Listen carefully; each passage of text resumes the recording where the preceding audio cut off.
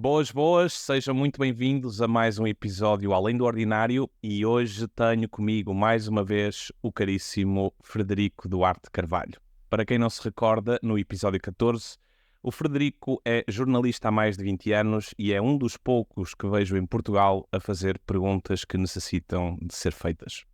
Obrigado, Frederico, por estares aqui connosco mais uma vez e hoje gostava de darmos plena atenção ao último livro que lançaste em julho de 2024, As 10 Conspirações para os Próximos 100 Anos.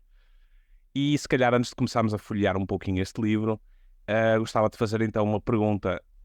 O que é que nos interessa saber? O que é que vai acontecer nos próximos 100 anos e não nos próximos 5 ou nos próximos 10?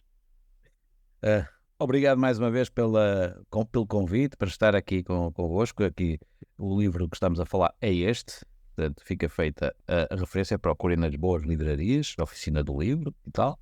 Exatamente. Feita a publicidade, ou pelo menos passada a informação, porque este título para os próximos 100 anos não deixa de ser, é um jogo de palavras, primeiro, o 100, 10 para 100, um dos motivos mais óbvios, mas também faz todo o sentido, e era essa a ideia, porque nós estamos no início de um novo século, o século XXI, que começou em 2001, e já estamos a ver aquilo que aprendemos do século. Nós fazemos a transição, nós somos uma geração que faz uma transição do século XX para o século XXI, e imbuído desta situação em que passamos, e ao mesmo tempo de milénios que passamos, a percepção, e pouco até vendo uma coisa que nós já falamos no episódio passado, que se as pessoas se recordam, de que é o que é que isso interessa, o que é que o passado nos interessa para o futuro. E, portanto, eu penso que os próximos 100 anos vão correr rapidamente, são só 2 vezes aquilo que já passou do 25 de Abril, e, portanto, o que é 100 anos é pouquíssimo tempo em relação a nós não estaremos cá, porque o ser humano é assim, e alguns nunca se sabe, porque um dos capítulos aqui é precisamente dedicado ao transhumanismo, portanto, a vida eterna. E, portanto, se calhar vai haver pessoas até mesmo daqui a 100 anos vão poder ter este livro, ou pelo menos as futuras gerações, e é isso que eu quero deixar. Poderão vir a encontrar este livro numa Feira da Ladra, que dessa altura celebrará 200 anos, uma feira de Vandoma, no Porto, para fazer a recolocação ao Porto. E portanto, eu próprio, às vezes, quando ando pelas livrarias, encontro livros escritos há 100 anos. E são os primeiros que eu até vou ler e vou ver o que é que os homens de há 100 anos se preocupavam e o que é que eles tinham a dizer com o nosso futuro. E o que é que se concretizou ou não. Júlio Verne, por exemplo, falou da ida do homem à Lua. Portanto, não é nada aqui o que está aqui. Infelizmente, o que eu já tenho aqui já nem sequer são previsões. Já são coisas que já estão a acontecer, que já estão registadas, de quais podemos já começar a discutir. E o homem daqui a 100 anos vai poder recordar ou poder ler, e as pessoas de hoje vão poder educar os homens e as mulheres dos próximos 100 anos com a base deste trabalho que eu entrego, que eu deixo ao mundo, que eu dou, que eu ofereço para que as pessoas possam conhecer e verem onde é que está a origem de muitas das coisas que elas depois vão ter daqui nos próximos 100 anos. E mais, e para aí além. 100 anos é apenas uma referência. Frederico, obviamente não vamos fazer aqui o total disclosure do livro, mas quando partilhaste comigo hoje o índice deste livro, eu fiquei com vontade de correr todos os pontos. E tenho obviamente que começar pelo primeiro, em que tu intitulas de A Grande Substituição. O que é a Grande Substituição? Cada capítulo tem uma pequena pergunta, precisamente, que é a pergunta que depois vai ter uma resposta, ou pelo menos vai acompanhar a leitura de cada capítulo. E na Grande Substituição a pergunta é: a população e a cultura do mundo ocidental estão a ser substituídas por uma invasão de imigrantes oriundos dos países subdesenvolvidos do hemisfério sul? A Grande Substituição é uma expressão associada à extrema-direita, que alerta logo para conspiração antirracista, anti-imigração, e que nos faz sentir todos mal, péssimas pessoas se pensarmos que estamos a ser substituídos como cultura por uma outra cultura que não tem nada a ver com os nossos valores. O início deste capítulo, eu vou à Roménia, a uma escola de verão organizada pelo Viktor Orbán, o primeiro-ministro da Hungria, que faz uma escola de verão na Roménia e com uma área já com bastante população húngara, também de origem húngara, onde ele aconselhou os estudantes dessa Universidade de Verão a lerem um livro escrito há 50 anos. Que daqui a 50 anos fará 100 anos e que de mais e pronto. Que é o livro de Jean Raspail, um francês, chamado O Acampamento dos Santos, Le Champ des Saints, que em Portugal teve uma tradução em 1977 que dizia, a tradução era 200 milhões, todos mortos, nós, e que, portanto, era um título catastrofista, assim, e que já prognosticava há 50 anos, de uma forma, de uma parábola, o livro é uma ficção, quase que se lê como uma espécie, faz-me lembrar, eu estava a ler aquele livro, só me lembrava das parábolas do José Saramago também, em que ele pensava, criava a ideia de repente, uma espécie, não era uma jangada de pedra, mas era uma frota de navios ferrojentos, 100 navios ferrojentos, cada um com 1000 pessoas a bordo, e portanto saíam da Índia, do Bangladesh, e rumavam, seguindo o caminho contrário do Vasco da Gama, até, não a Portugal, mas depois entrando pelas Estreitos de Gibraltar e indo invadir a França, no sul de França. Não, como é que iria reagir a sociedade perante estas pessoas procurando melhores condições de vida? Que é o que nós temos hoje.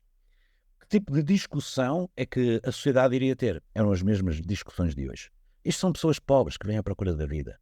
Nós temos um sentimento que temos que lhes pagar isto. Nós não temos de mandar os exércitos, nós não podemos criar a Europa fortaleza. E estas ideias que hoje nos vêm dizer, elas já existiam há 50 anos. E o Jean Raspail depois deu uma entrevista em 2011, ele faleceu em 2020, 21, só eu. Ele dizia, porque o livro foi reeditado em 2011, quando já se via uma concretização desta substituição de que ele estava a falar, e então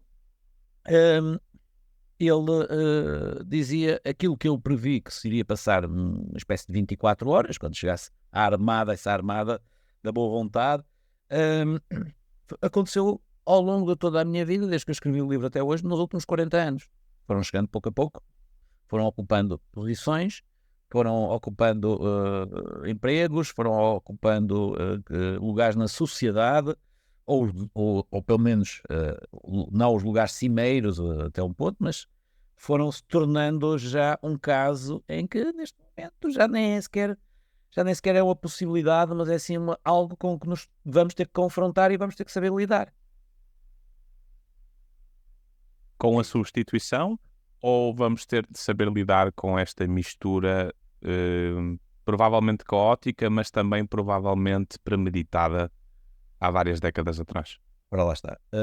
A premeditação é sempre algo que aqui eu tento ver até que ponto é que o ser humano não tem uma ideia de um grande plano, ou se é por incompetência de políticos que não souberam prever algo que já estava no domínio, podemos dizer, da ficção, mas dentro da questão social. A partir do momento em que tu vais abolir políticas de imigração e que seriam quase banais e normais, porque e o pretexto de repente é porque tua cultura é uma cultura assassina e criminosa e temos que agora fazer pagamentos, repagar ou as escravaturas ou outras situações em que há pessoas que dizem vocês invadiram-nos e agora vamos nós invadir-vos. Oi. É complicado lidar politicamente com isto quando estamos a falar de um planeta que já é todo unido, já está, os países já são todos conhecidos. E sobretudo nós, como portugueses, atenção, a substituição é uma coisa que mais aconteceu em França. Nós, como portugueses, temos sempre uma outra maneira de olhar para as coisas, porque fomos nós que iniciamos as grandes substituições no resto do mundo. Portanto, no entanto, criamos países que hoje existem, como o Brasil, Angola, Moçambique, e regressamos às fronteiras desses países, quer dizer, regressamos à fronteira do século XV, quando nós partimos deste cantinho à beira-mar plantado, para dar novos mundos ao mundo. Sei que temos um poeta que escreveu isso. E, portanto, agora que o mundo é todo unido e que o mar não mais separa e que une, é a altura, e já dizia o José Saramago, no seu discurso de Estocolmo, conseguimos mandar sondas a Marte, mas não conseguimos chegar ao coração dos homens. Ora, vamos lá ver. Eu não me importo, e acho natural, que haja mistura de culturas. Mas essas culturas são produto dos meios geográficos onde as mesmas se desenvolveram. E da interligação com outras culturas. Nós já fomos substituídos, se quisermos, pelos romanos, fomos depois substituídos pelos mouros, fomos substituídos pelos católicos e podemos hoje em dia ser substituídos por todos. O que nós não podemos nunca é substituir é a ideia de sermos portugueses no mundo, no planeta Terra. Porque aí sim, é como dizia o Fernando Pessoa, é hora de Portugal, é a hora. E isto é que faz falta, digamos, ao mundo, é esta substituição do mundo e temos mais portugueses. São valores. Nós não queremos impor valores aos outros. Queremos é dar o exemplo dos nossos valores. E o problema é quando há valores que se querem impor a outros. E aí cria uma coisa muito simples. Resistência. Até quanto é que uns conseguem resistir? Quais valores estão mais propensos a conseguir resistir contra outros valores? Também é bastante complicado. A democracia face a ativismos religiosos, o senso comum face a movimentos de nova língua e de novos pensamentos, e temos aí o capítulo que é o movimento woke, portanto podemos falar disso também. Portanto, está tudo englobado. Eu comecei com a grande substituição precisamente por ser uma situação mundial, abrangente, uma discussão. Essa é uma discussão que nós vamos ter. Depois, todas estas 10 conspirações que eu coloco aqui, elas estão todas umas interligadas com as outras, obviamente. Eu fiz foi uma questão de dissecar. Nós não podemos ter a grande substituição separada dos movimentos woke e de toda a outra situação que nós temos hoje em dia, com a inteligência artificial e tudo o resto mais que potencia de formas que as coisas possam concretizar. Agora, neste capítulo eu faço, e é o importante, é a referência histórica de onde é que veio o termo, para nos fazer pensar e vemos se isto já não está a acontecer aos nossos olhos. O que era ficção, isso já não é realidade. Feito. Várias perguntas, eu acho que podíamos ficar só neste capítulo, este episódio inteiro, mas a ideia não é essa.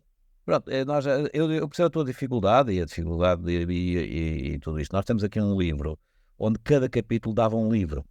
Exatamente. E cada capítulo, existem 10 livros para cada capítulo, atenção, não é nisso. O que este livro faz é precisamente uma espécie de apanhado geral, de uma forma simples, mas de temas muito complicados, para que nos esclareça perante aquilo que vai ser mais tarde a manipulação, em que nós vamos conseguir estar informados e vamos conseguir resistir melhor à desinformação com que nos vão aparecer pelo caminho, essas armadilhas de desinformação que vão aparecer pelo caminho. Por isso é que eu sou jornalista e mesmo antes de o ser profissionalmente, já o era como ser humano. É só isso que eu me vejo. Falaste em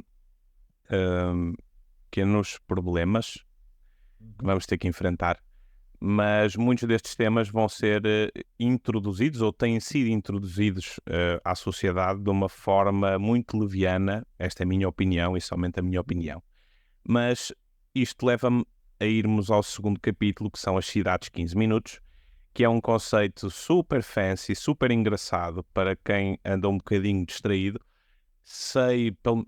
Mas em 2020 ou 2021 a informação que eu obtive foi que as primeiras 3 cidades que estavam propostas para serem o teste das cidades 15 minutos seria Valongo, Guimarães e Braga. Não sei se isso foi alterado ou não.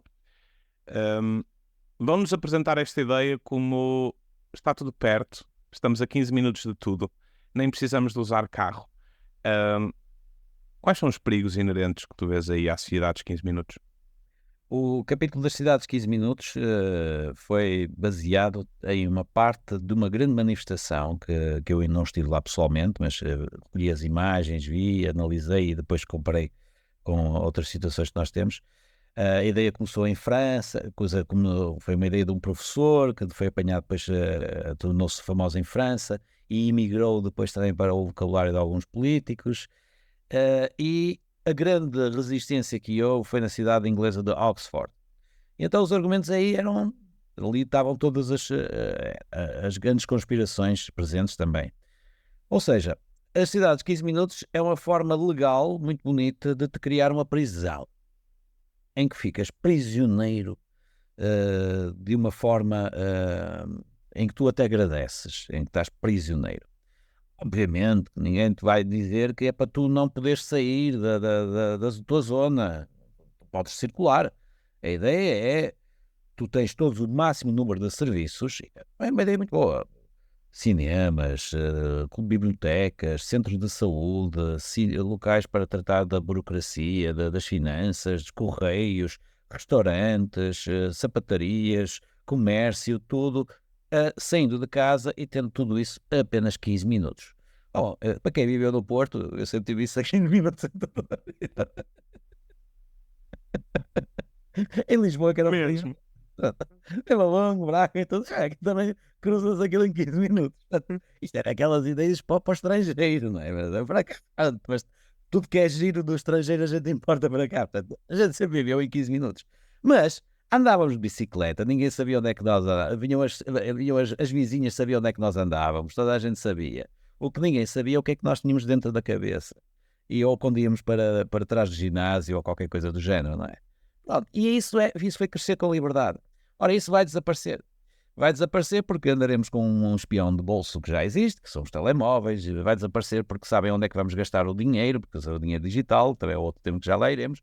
Vai desaparecer porque iremos ter câmaras a vigiar-nos a tempo inteiro e não apenas a vizinha com a sua descrição, ou talvez não. Mas pelo menos vai desaparecer a privacidade por completo em nome da segurança. Ora, se tu abdicas da tua privacidade em nome da segurança, tu nem da tua segurança mereces. Portanto, as cidades 15 minutos têm por trás esse problema ético, moral, técnico e tecnológico que mais ainda nos tempos modernos. Não é uma ideia nova. Não é uma ideia nova. Aliás, neste capítulo, eu lembro da cidade, que é uma cidade construída na Índia, de raiz, pelo Luc Corbusier, que é a chamada cidade de 10 minutos na Índia, que é a cidade de Shangri-La, e que essa cidade pode ser atravessada em 10 minutos, é uma cidade modelo, mas as pessoas que vão para lá viver, como dizia uma pessoa ligada ao urbanismo, são os reformados, são as pessoas que querem ter uma vidinha calma, são os últimos, são as pessoas que querem estar fechadas, confinadas. E aí vamos à palavra. A melhor forma de criarmos a possibilidade para as pessoas se manterem confinadas em casa, como nas questões da pandemia, para se manterem vigiadas, programadas e obedientes, é precisamente atirar-nos com esta possibilidade e tirando-nos estas resistências de que podem estar controladas neste ambiente, que mais não é uma prisão, uma enorme prisão a céu aberto, e que tu até agradeces. Portanto, sim, as cidades de 15 minutos são outras coisas que nós temos que analisar, pensar bem, se elas nos forem impostas, por quem é que nos vão ser impostas, e se são realmente coisas novas que nós precisamos, ou se pelo menos tem que haver regras para garantir a tal questão da privacidade e não ceder nunca em nome da segurança. Isso de ceder em nome da segurança já é uma estratégia que já tem barbas. Bem. Mas parece que resulta sempre. Sim. Será que vão alegar sempre isto? Será que vão constantemente alegar pela segurança? Vão, é porque é um argumento muito seguro, tirando da situação. É um ótimo modelo, é um modelo mesmo muito seguro para podermos fazer toda essas coisas. A frase é um cartaz na manifestação de Oxford contra as cidades 15 minutos, que é: se deixares para os teus filhos um mundo onde não te impuseste, eles irão herdar um mundo onde não o poderão fazer. Portanto, à medida que nós vamos perdendo a segurança, nós vamos deixando de ter razões para exigir a segurança como resultado da perda da segurança. Portanto, sim, há uma necessidade sim, de nos impormos, senão no futuro ninguém o vai poder fazer. Só que pouco a pouco vão-te cortando as sinapses em que tu vais ficando cada vez mais reduzido, em que tu tens a Biblioteca de Alexandria dentro de um telemóvel, mas não conseguiste ler nada e não conseguiste aprender nada. Foste ver gatinhos. Antes de irmos ao movimento woke, temos que passar nos novos alimentos. Intitulaste o terceiro capítulo de Novos Alimentos e, para mim, eu acho que nem deveriam ser considerados alimentos. Se calhar estou errado, mas para mim um alimento é algo que seja natural. O que é que eles andam para aí a fazer com a comida que já conseguiste perceber ou detectar, Frederico? Olha, esta história começa no capítulo Vamos consumir insetos em vez de carne, que é uma das propostas que existe na agenda do Novo Mundo, assim dizer. E este capítulo começa perto de onde tu estás, estás tu mais perto do que eu, começa em Esposende, onde há, portanto, a sede da Portugal Bugs, que produz, portanto, alimentos, não sei se sabias, portanto, feito à base de grilos e de larva portanto, a larva da farinha, e que já existem com grande publicidade nos supermercados do continente, Food Labs, e que são usados até para fazer chocolates, noutras circunstâncias, e isso tudo. Portanto, já andámos a comer. Existe já uma organização também que representa em vários países da Europa, portanto, uma chamada Plataforma Internacional de Insetos para Comida e Alimentação, na sua tradução em português, que se chama International Platform of Insects for Food and Feed, IPFF. Okay, pronto, tem já vários representantes, desde a Alemanha, a França, os Países Baixos e Portugal e a Suíça, e que fazem o seu lobby junto à União Europeia para criar portanto, introduzir os novos alimentos. Com a desculpa, obviamente, de que vamos criar vai ser melhor para o clima, porque não vamos ter utilizar a agricultura de uma forma tão intensiva e tudo. E, portanto, que já existem culturas asiáticas que há anos que comem os animais, e que, portanto, isto é uma coisa natural. Isto não é o alimento para mim não é algo não natural, mas não existe, é uma coisa natural, porque há pessoas que o fazem de uma forma natural. E porque é que tu não haverás de fazer, ser meu grande resistente, e vais continuar a comer carne? Carne deve ser só para de vez em quando, assim. Portanto, esta vai ser uma outra grande discussão que vais ter nos próximos 100 anos. Espero bem que durem 100 anos, que significa que daqui a 100 anos ainda há pessoal que sabe que é um bom bife, ou assim, quer dizer, obviamente, depois vão-me encontrar, vão pegar nesta gravação e vão dizer: estão a ver ali 2 ginas longos? Não percebi. Os racistas. Olha, e chegaste a dar de caras com uma empresa israelita, uma startup que se chama Redefine Meat, que está neste momento a imprimir carne e tudo. Olha, essas foram das coisas que eu vi. Vi quando estava a trabalhar no livro, vi depois de ter feito o livro, mas não entrou depois no capítulo. Já está, isso era daquelas coisas que eu tive que cortar muito. Cada capítulo dava um livro, obviamente. Ou mais. Ou mais. E, portanto, eu centrei-me nesta questão mais dos alimentos e numa questão mais até... Isto é um capítulo que até tem aqui mais até para Portugal, o que é que nós já estamos aqui a ter e como é que nós já temos. Curioso. Sim. Curioso. Vamos passar ao 4º capítulo, o movimento woke, e penso que é isso. É um tema interessante, principalmente para as pessoas, se calhar, mais ou menos conectadas com as redes sociais, ou não tão seguidoras destes novos movimentos. O que é o movimento woke, assim, explicado para totós? Pronto, o movimento woke, ao fim e ao cabo, woke vem de uma palavra utilizada num jargão afro-americano dos Estados Unidos, estar acordado, mas tanto contra utilizava-se estar acordado, era a necessidade dos afro-americanos estarem acordados para aquilo que os brancos queriam fazer e, portanto, estarem despertos. Be awake, era o jargão. Hoje em dia é usado para, eu chamo-lhe uma polícia do pensamento. É uma polícia do pensamento em que tu tens de ter muito cuidado com as palavras que usas, os pronomes, ou com as pessoas e com as tuas convicções culturais, para não insultar a outra pessoa com quem estás a falar. Podes ofender a outra pessoa e a outra pessoa pode ficar ofendida. Mas tu não podes ficar ofendido para outra pessoa ficar ofendida. Portanto, e o movimento woke é a destruição até provoca a destruição de famílias quando avanças para questões de transformações sexuais, em que as pessoas dizem: eu identifico-me como uma mulher, embora tendo nascido homem. Eu identifico-me como um gato, embora tenha sido humano, e tu tens de respeitar isso, porque senão estás a violentar a posição dessa outra pessoa. E este ficarmos reféns destas situações que muitas pessoas poderão achar ridícula ao princípio, mas depois veem que isto tem defesa na lei. Os políticos de repente encontraram aqui uma boa maneira de dividir a sociedade, mais do que unir a sociedade, é uma questão de dividir a sociedade, e portanto isto faz parte de toda uma linha divisória que nós estamos a assistir agora no mundo, que é criar extremismos. Parece que a natureza é algo que o ser humano quer reinventar, a natureza é algo que o ser humano quer dominar, e o ser humano está a perder a noção de que nós vivemos em contacto e somos parte da natureza. Será que somos até? Depois entramos naquela questão de saber se nós éramos extraterrestres e viemos para aqui ou não, e que nós não estamos aqui a fazer nada, é de ser para destruir este planeta. Mas isso é outras coisas. São outros 500.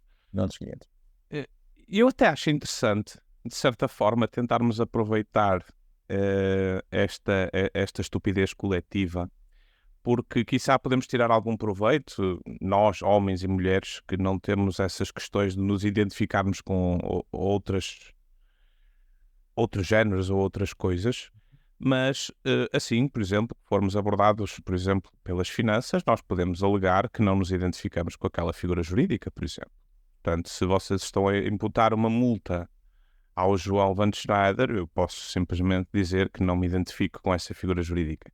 E eu espero, não acho, mas eu espero que em breve todo este caos seja um bocadinho corrigido, para não termos de ir precisamente a esse extremismo que muitos estão a ver que está à porta, não é? É verdade. Tu vês, eu acho, há uns anos, eu achava piada, tu vês as tribos de pessoas que se vestem de uma determinada forma, porque são todos diferentes.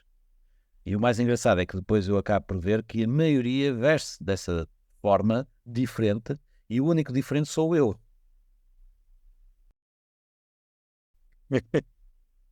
E portanto, qualquer que é uma nova, está-se a ser criado, portanto um dia destes pode ser que venham bater-te à porta e dizer que tens de pagar uma multa e que haja uma pessoa, se for um humano, porque hoje em dia isso vem tudo por correio e por eletrónica e por inteligência artificial, mas se for um ser humano, ele pode vir pintado de cor de laranja e completamente diferente do que tu és. E eu aconselho também a pintar-te de cor de laranja e a identificar-te como essa pessoa e tentar Pôr uma cauda. a cauda e tentar então entrar. Ei, mano, tens de sermos uns para os outros, não é? E voltamos a ter uma sociedade normal e organizada. Que vergonha. O quinto capítulo é algo que tem estado mais em voga pós distribuição do medicamento global, que é, sem dúvida alguma, a crise climática. Ora bem, eu achei que eles antigamente estavam a chamar isto de aquecimento global, mas como de facto o aquecimento não se estava a observar em muitos pontos disto que nós chamamos de Terra, decidiram então alterar para um nome mais genérico, digamos assim, E o que é que te parece disto das crises climáticas? Será que estamos mesmo a enfrentar crises climáticas? Será que está alguém a provocar crises climáticas? Será que o que estamos a viver é algo totalmente natural? Qual é a visão de um jornalista que gosta de ir fundo em relação a isto das crises Ora, lá climáticas?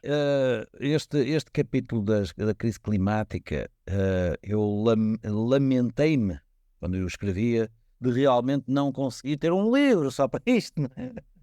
Pronto. Mas consegui ir ver coisas que se calhar nem vêm em muitos livros. E a minha ideia está na pergunta que abre precisamente este capítulo, o capítulo 5, que é crise climática, emergência ou a regra do medo. Porque aquilo que reparei, independentemente daquilo que pouco ou muito ou discutível podemos saber através da ciência e daquilo que é óbvio que nós vemos e sentimos no dia a dia, do calor que sentimos ou do frio que também sentimos no inverno, calor no verão, frio no inverno, geralmente, realmente extraordinário. Nunca tinha pensado nisto. E portanto, o, os recordes que nós estamos e tudo, registados e tudo. Este meu capítulo abre com uma citação. Como se atrevem? Que era o discurso da Greta Eleonora Hermann Thunberg, durante a cerimónia de abertura da Cimeira da Ação Climática nas Nações Unidas, na 23 de setembro de 2019. E então, que depois ela faz isto e depois faz uma viagem até Lisboa, de barco, onde tira uma fotografia ali ao Oeiras, aqui à entrada de Lisboa, e que vai ser a capa da revista Time como a pessoa do ano, a Greta. Portanto, é elevada a este nível. E, portanto, se tu não acreditas que há crises climáticas, tu estás contra, és um negacionista, tu mereces arder no inferno, se acreditas no inferno não, pelo menos no inferno que vai ser a Terra que existe. Agora, nós sabemos. Uma coisa é a regra do medo que te querem impor e a necessidade e que tu não podes questionar, é isto assim. Porque assim tu estás disposto a aceitar depois toda uma série de conspirações que também existem, estás disposto a aceitar os insetos, estás disposto a aceitar os insetos, estás disposto também a perder parte da tua personalidade e então podes viver perfeitamente nas cidades de 15 minutos e então nem te importas de que seja uma substituição, porque estarás bem integrada, ou pelo menos dentro da tua família e da tua cultura que quiseres dentro da tua casa. E estás seguro, Estás seguro. E estás seguro, e toda a segurança. Portanto, a crise climática é mais medo do que propriamente ciência, que ainda hoje não conseguimos descortinar até que ponto é que isto tudo está a acontecer ou não. Agora, o que é certo, e aí sim, há políticos, uns mais bem informados, outros mais bem informados. Há políticos que com mais capacidade ou menos capacidade de responsabilidade e as pessoas também, os seres humanos são animais políticos e, portanto, devem escolher, devem votar, devem apoiar pessoas que tenham soluções equilibradas. Soluções em que nós reconhecemos que as cidades podem ter ilhas de calor que provocam muito mais calor e que podem ser mitigadas com mais espaços verdes, mas que também permitam uma mobilidade para que as pessoas não percam a sua capacidade de criar e gerar economia. E isto fala-se com transportes públicos de qualidade. Muita gente vem falar de que querem pôr-nos a andar de bicicleta. Eu já estou a ir um pouco mais além, não entrei nestes detalhes todos que eu estou aqui a dar no livro. Mas querem que nós andemos mais de bicicletas em cidades que não estão preparadas para isso, pelo menos aqui em Portugal, só porque recebemos nas diretivas europeias de sítios onde faz sentido, onde são as terras mais planas e as estradas melhores do que aqui, propriamente, em Portugal, onde nós temos muito mais terrenos acidentados e as nossas cidades não estão preparadas, mas podem estar preparadas perfeitamente para dedicarmos do carro. Se tivermos transportes públicos, sabemos que podemos confiar e que temos em intervalos regulares e que são funcionais. E, portanto, tudo isso é uma questão de planeamento político equilibrado e que pode existir sem que haja necessidade de haver a regra do medo, sem que haja necessidade de nos colocarmos aqui uns contra os outros e que vivermos nessa regra mas aí seríamos livres. E não dá jeito. Não dá jeito. Em relação ainda aqui às crises climáticas, ou à crise climática, e se calhar misturando com o capítulo, não que venha a seguir, mas o a seguir, que é o do dinheiro digital, Uhum. houve algo que eu há uns anos também dei de caras, que era o Carbon Footprint Sim, sim. Protocol, em que no fundo diz-nos que todos os produtos que nós vamos poder comprar vão ser catalogados, digamos, com a sua pegada de carbono, e nós, se isto andar para a frente, se nós aceitarmos esta estratégia e este sistema que eles querem impor, teremos um plafond, não sei se semanal, se mensal, para gastarmos uma determinada quantidade de créditos em carbono. Sendo certo que se ultrapassarmos esses créditos ou esses tokens de carbono, que estaremos sujeitos ou a multas ou até mesmo seremos proibidos de poder comprar tais produtos. Ouviste também falar da Carbon Footprint Protocol. O que é que tens a dizer sobre o carbono, sendo que é um dos gases que menos presença tem na nossa atmosfera? Será que estamos realmente com uma crise de carbono? O que é que se passa aqui, meu? Olha, eu aí confesso que não entrei nesses detalhes. E ouvi com muita atenção o que tu disseste. E podes dizer que é uma falha minha. Não, de todo. De Não, não, todo. não, mas eu reconheço. Mas, à medida que ias falando, eu também só me lembrava de uma outra coisa. E tu falaste na questão do dinheiro digital. E isto entra precisamente na questão do dinheiro digital. O, a pegada ecológica do carbono, e isto, os capítulos, como estamos a ver, contam uma história.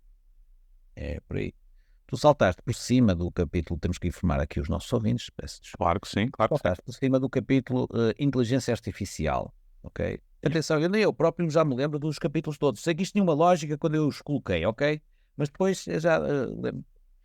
E a inteligência artificial, crise climática, inteligência artificial, dinheiro digital. Ora, lá está, aquilo que nós devíamos a fazer, o caminho e o percurso da regra do medo, de sermos penalizados pela nossa pegada ecológica, de haver os tokens que tu bem dizes, de ser utilizados ou não, entra precisamente naquilo que o dinheiro digital vai poder permitir controlar.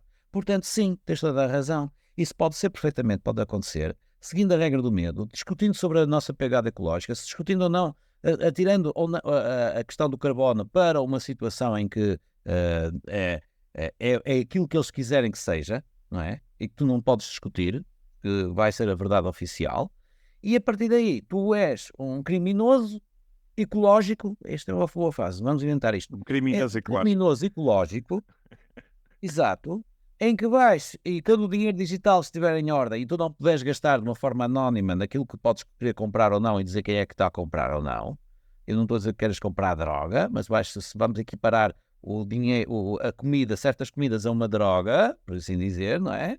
Portanto, a um nível em que tu podes consumir ou não podes consumir. Atenção, você já comeu demasiadas destas laranjas. Isto já provocou aqui, você já matou o Alentejo inteiro com estas laranjas todas que já consumiu. Por exemplo, vou exagerar. Mas é um bocado isso. E, portanto, nesse momento em que começarem a fazer isso, quer dizer, eu vou dizer, já perdeste a liberdade. Já perdeste a liberdade há muito tempo, mas é mais uma liberdade que tu vais a perder. E mais engraçado é que a maior parte das pessoas até vão concordar e vão agradecer e vão achar que é a melhor das coisas e é o melhor dos mundos possíveis. E, portanto, tudo isto é um seguimento lógico e, portanto, podes criar os cenários que achares na tua mente, que são todos verosímeis. Então agora vou-te contar mais uma novidade que se calhar não sabes, de um experimento que está a ser feito em Portugal, precisamente relacionado com isto do Carbon Footprint, e estou a falar do famoso e do grandioso festival Boom Festival, onde na última edição eu estive lá, e foi muito curioso que todas as tendinhas, todas as lojinhas, todos os restaurantes, toda a zona da restauração era obrigada a ter uma folha à parte com todos os produtos com uma pegada de carbono. Portanto, no Boom Festival já só se pagava com dinheiro digital, portanto carregávamos uma pulseirinha e pagávamos com o chip, mas já nos estavam a introduzir, se estavas numa pizzaria, qual seria a pegada de carbono daqueles tomates, do basílico, do queijo, disto e daquilo, daquilo outro. E se estavas num restaurante israelita, idem aspas. Portanto, isso é real, isso já está a ser testado e, de certa forma, aprimorado. Portanto, na altura, quando eu estive à volta destas teorias todas, também existem inúmeras startups pelo mundo fora, e Israel, de vez em quando, gosta de marcar presença também. E, enfim, estas empresas estão a todo o gás a fazerem os seus testes. Portanto, aqui em Portugal, no Boom Festival, só estive presente na última edição, mas já me tinham dito que na anterior também já estava a ser implementado algo do género. Portanto, ficas com esta dica, ficas convidado a vir ao próximo experimento do próximo ano, se quiseres. Vamos juntos ver esse experimento no Boom Não, Festival. o que dizes não é muito diferente, porque depois há a questão dos negócios verdes, portanto, isso faz parte. Aliás, não foi a BP que inventou a pegada de carbono? Exatamente, foi a BP que inventou o nome. Inventou agora a pegada de carbono. Portanto, não é faz parte tudo de um grande negócio. Tu és um produto e tens de criar a ti um sentimento de culpa do momento em que, pá, eu estou a comer uma pizza, estou lá a pensar o que é que aquilo foi feito, quantas árvores é que destruíram, quantas guerras aconteceram para eu comer aquela pizza, não é? Quer dizer, tenho que ser culpado, tenho que me sentir culpado, então qual é a melhor solução? É não comer a pizza? Pronto, ou ir lutar como um voluntário para a Ucrânia para defender o comércio dos cereais, para que a massa da pizza não seja tão cara e os meus colegas possam não sofrer tanto com a inflação. Nós estamos, e aí que eu digo no capítulo da crise climática, nós estamos e estamos sempre, somos membros de uma natureza em que há ação-reação. Há ação-reação. Toda a nossa, aquilo que nós fazemos vai ter uma reação. Isso é natural e sempre foi. E a grande descoberta vai ser descobrir se o ser humano está ou não em vias de extinção no planeta Terra, porque já estamos mesmo em vias de extinção, somos uma espécie que devia ser protegida, e no entanto ninguém nos vai proteger, porque não vai haver nenhum animal que nos vá proteger. E nós protegemos os outros animais, nós destruímos os animais, dizimamos os animais, e depois tentamos recuperar e pelo menos manter e fazer e ter os animais. Mas nós somos o maior predador aqui da face da Terra e o maior destruidor de ecossistemas e disso tudo. E ainda não aprendemos nada. Isto leva-me a fazer-te uma pergunta sobre o capítulo 6 de Inteligência Artificial. Que é, a inteligência artificial, enfim, primeiro há que distinguir uma verdadeira inteligência artificial daquilo que, por exemplo, o ChatGPT, que se calhar é o mais conhecido comumente, que não é de todo... não nos estão a dar acesso livre a uma inteligência artificial. Portanto, é um processador de dados bastante rápido, bastante eficiente, que é diferente de uma inteligência artificial. Mas falando aqui na inteligência artificial, que nós, que não trabalhamos na área, não somos técnicos da área, não entendemos ou não temos acesso, isto leva-me a uma pergunta ou uma questão extremamente basilar, que é, ok, acho interessante que nós possamos delegar o processamento de dados e até a execução de inúmeras tarefas chatas, difíceis, custosas, etc., a inteligência artificial, a robôs, a uma maquinaria que não sejam homens e mulheres. Tudo bom. Mas a longo prazo, ou se calhar em muito pouco tempo, mas no final da história, a inteligência artificial vai conseguir processar cada vez mais informação e conhecer-nos a nós e à natureza das coisas cada vez mais e melhor. Então leva-me à tal pergunta. Nós vamos ficar dependentes de uma inteligência artificial. Será que ela existe para viver a par connosco e para nos ajudar? Ou será que ela existe e assim que ela sinta que existe uma inteligência que pode terminar com a existência dela, digamos assim, pode ser perfeitamente uma arma contra homens e mulheres? Eu, neste capítulo, fiz uma entrevista ao ChatGPT. Ok, fixe. Fiz uma entrevista. Foi um capítulo que se escreveu rápido, mas também teve muito trabalho aqui. E o ChatGPT, a pergunta que eu fiz foi: a democracia está em perigo e a humanidade vai ser dominada pelas máquinas? E o ChatGPT disse-me que a democracia enfrenta desafios. Mas a resposta que tu dizes é mais um mero processador de dados. quero saber ver que dados é que eles tinham lá sobre esta questão. A democracia enfrenta desafios, mas também existe resiliência e oportunidade para fortalecê-la. Eu gosto muito da palavra resiliência. Quanto à dominação das máquinas, é importante garantir que o desenvolvimento da inteligência artificial seja ético e regulamentado para evitar consequências indesejadas. Isto faz-me lembrar, o gajo não escrevi aqui, vamos dizer assim, isto faz-me lembrar tu tens uma dívida qualquer e recebes a visita de 2 amigos e eles dizem, amigo, é bom que pague para evitar consequências indesejáveis. E tu já estás a imaginar os teus joelhos partidos. Então vais a correr buscar o dinheiro que deves àqueles 2 gajos. Ou pelo menos aqui eles representam. Eles somos teus amigos, meu. Mas vê lá o que é que fazes, porque vais ter consequências indesejáveis. Portanto, sim, a destruição do domínio do ser humano pelas máquinas está previsto. O ser humano não prever que isso pode acontecer ou não criar mecanismos de conseguir controlar isso. O maior exemplo, agora entrando na cultura popular, é o do computador Wall no filme 2001. Penso que conheces, portanto, que as pessoas que não conhecem deviam conhecer. E, portanto, e esse é um filme dos anos 60, 68, salvo erro. Portanto, temos aí é muito bonito. Nós queremos ter a inteligência artificial, é muito útil para certas situações. É perigoso em termos sociais para profissões que podem desaparecer e que as pessoas vão ter que ser reconvertidas já com idade e que não podem ter outras profissões, mas que também socialmente devia ser isto, um campo da política e da filosofia futura da política dos próximos 100 anos.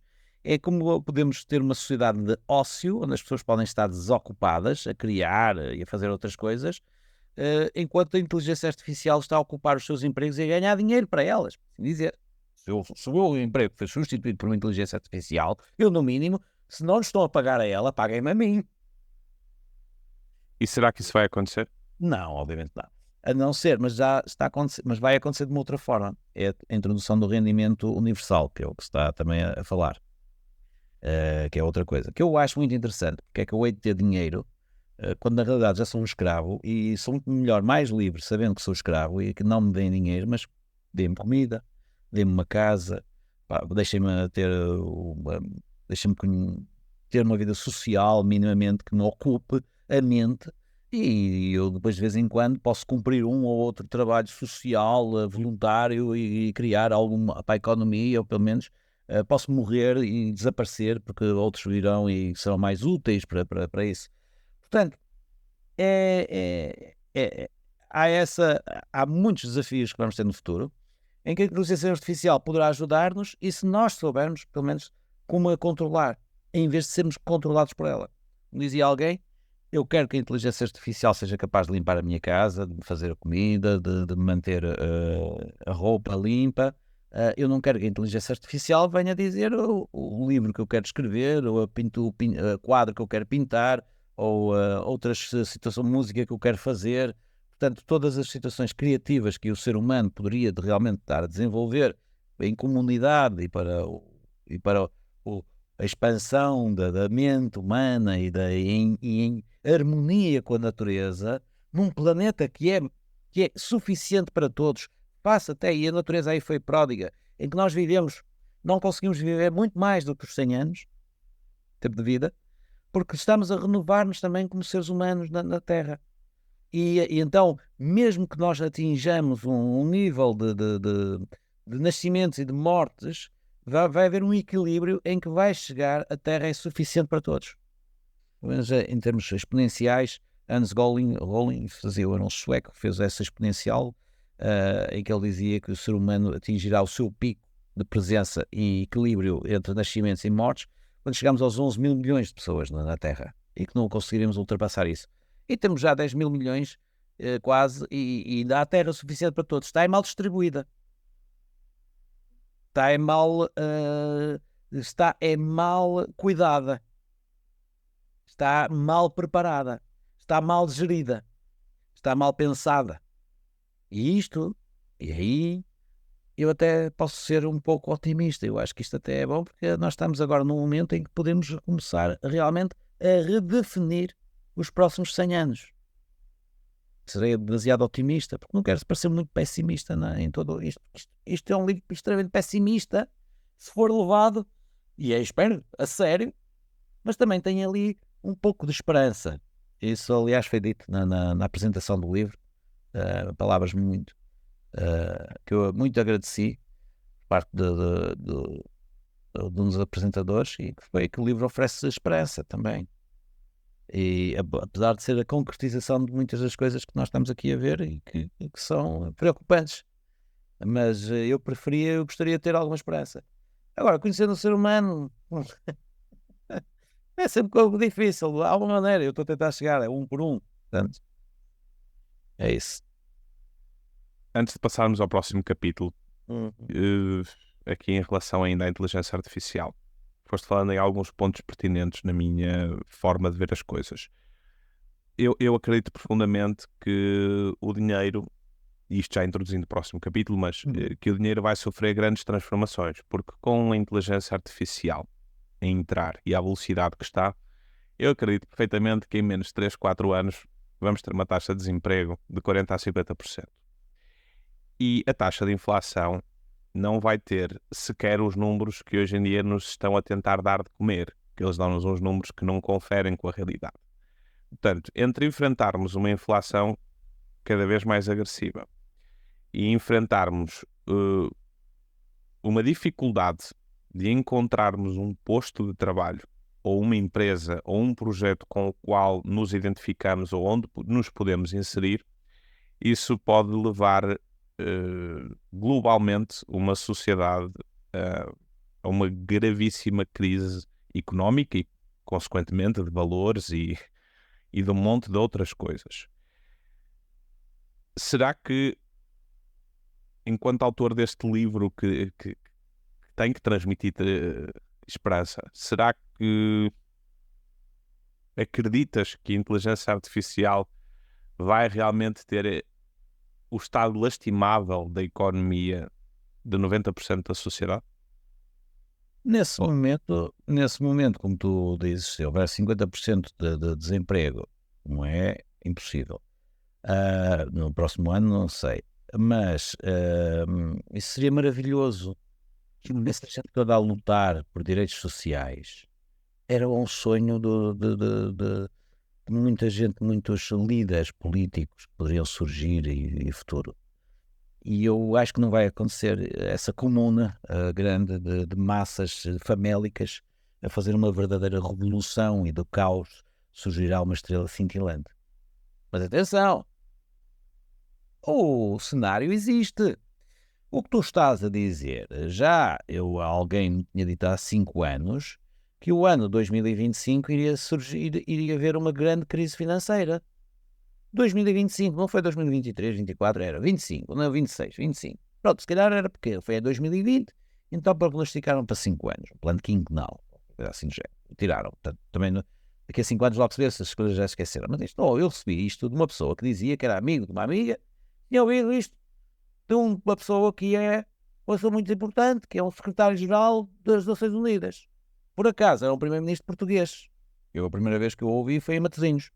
Portanto, este gajo que eu ouvi em Matosinhos há uns anos, quando eu queria ser primeiro-ministro, quando eu trabalhava no 1º de janeiro, e vou ver um comício dele fazer reportagem e tudo, é a primeira vez que eu vejo o Sr. António Guterres. Eu acredito que 2025 possa ser um péssimo ano para a humanidade, sobretudo se elegerem o Trump. Porquê? Porque o Trump é ótimo para apanhar com as culpas. E isso é que me preocupa. Mas se não for o Trump a apanhar com as culpas, depois eles vão também arranjar uma outra narrativa qualquer para justificar, e vão dizer que é o Putin e a Terceira Guerra Mundial. Aí também. É a guerra. É a guerra, é a guerra. A inflação é da guerra e tudo. Lá está a tal questão da pizza ou queres comer pizza ou vais lutar na Ucrânia pelos cereais. Pronto. Não há mais nada. Ok. Portanto, depois vais para o boom ou coisa assim. Epá. Portanto, todo o cenário catastrofista que se apresenta neste momento é viável. Basta ver como é que o século começou, com o atentado a umas torres gêmeas. Ainda dava de falar ainda hoje. E, portanto, saber Eu voltei a ver, comprem, vejam, isto vai-vos permitir pelo menos terem alguma capacidade de raciocínio e de reação, porque vão estar um pouco mais ou menos, pelo menos, informados dentro da desinformação, para enfrentarem com capacidade de raciocínio, e se não mesmo algum cinismo, que é o que acabamos, é a única arma que eu neste momento consigo ter, é o cinismo. É uma certa inteligência que nós conseguimos fazer. Eu há bocado não falei muito no capítulo Walk, eu não falei aqui de uma coisa que eu ando com voltas, mas leiam um livro e vão perceber a anedota, é só isso. E depois tu verás. Mas é isso, esse cinismo é o que nos vai salvar, ou pelo menos no meu caso pessoal. Outras pessoas reagem como quiser, há pessoas que ficam deprimidas e tomam ansiolíticos. Mas pronto, eu, na realidade, ainda não preciso, não creio que alguma vez vá precisar. Eu sou cínico em relação. Eu sou o meu próprio ansiolítico, portanto, não consigo ver isso de outra forma. Mas sim, dou-te esperança. Ok, venha isso. Epá, estou preparado para os dois cenários. Estou preparado para que não aconteça nada e ficar desiludido, como estou preparado para, se acontecer alguma coisa, junto-me à luta Ir até ao fim. e vamos até ao fim. E agora, venha. Já passamos o meio do livro e entramos aqui num capítulo do dinheiro digital e é um capítulo que tenho muita curiosidade. Porquê? Porque para mim o bom do dinheiro físico é que é físico. E o mau do dinheiro físico é que é físico.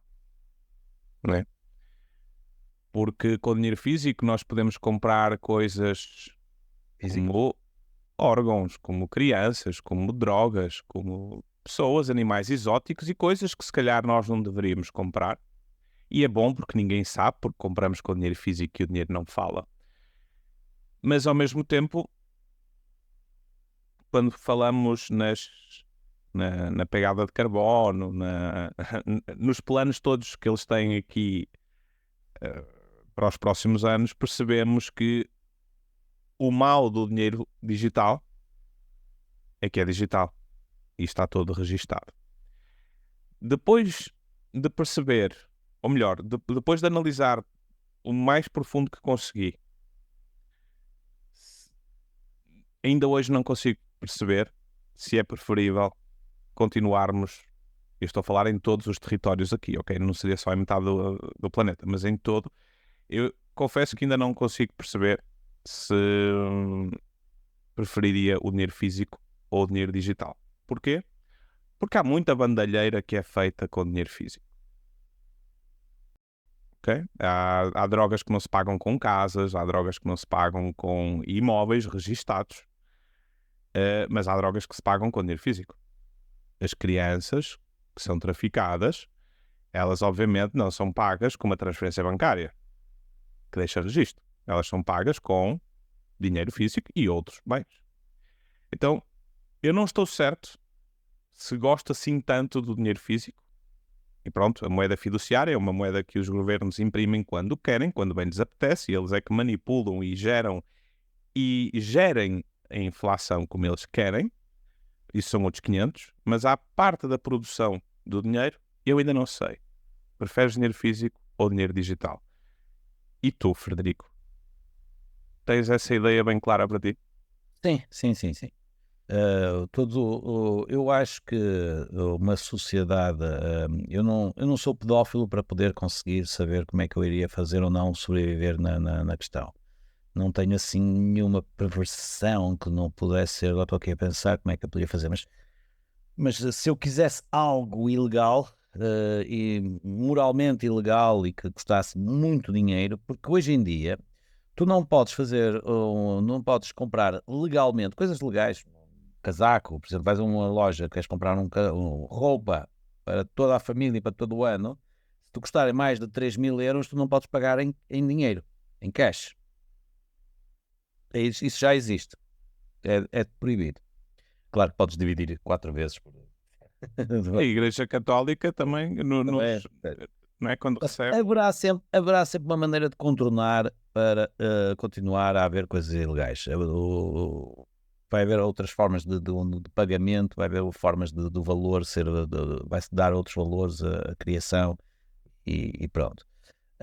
Aqui o que representa é a falta de democracia. E eu sim, há sítios onde eu vou pagar com o cartão multibanco, porque está lá dito que só aceitamos pagamentos com cartão multibanco. E eu vou lá, escolho ou não compro ou não compro. No dia em que me tiram essa escolha, em que só há pagamentos com cartão multibanco, aí eu já perdi mais outra liberdade. E tudo que seja uma perda de liberdade em nome da segurança, lá está a tal questão das drogas, dos dinheiros, de coisa. Ou seja, as guerras continuam a ser feitas, as armas continuam a chegar à Ucrânia, as armas continuam a ser feitas, os russos continuam a ter armas e vão comprá-las em todo o mundo e conseguimos ultrapassar fronteiras e isso tudo. E, portanto, não se me disseram assim, mas o dinheiro físico vai acabar com a guerra em todo o mundo, vai acabar com o negócio de armas, vamos acabar com as armas porque já não vai ser necessário. Talvez eu até aceite. Eu não me acredito que acabe, mas pelo menos começa a ficar claro, por exemplo, esta brincadeira das criptomoedas nos primeiros 4, 5, 6 anos, em que a maior parte sequer nem nunca tinha ouvido falar de criptoativos.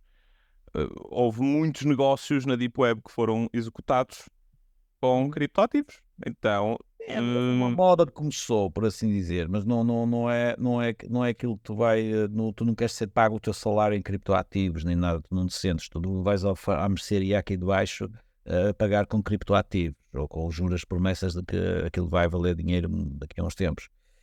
O que tu tens aí, sim, já está a ser preparado, é o CBDC, não é?